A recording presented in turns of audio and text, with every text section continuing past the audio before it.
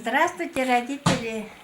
Мы вас пригласили в наше общество. Мы российские. Всероссийское движение «Надежда России». Пригласили вас помочь вам, многодетным семьям и матерям-одиночкам. Мы хотели вас помогать.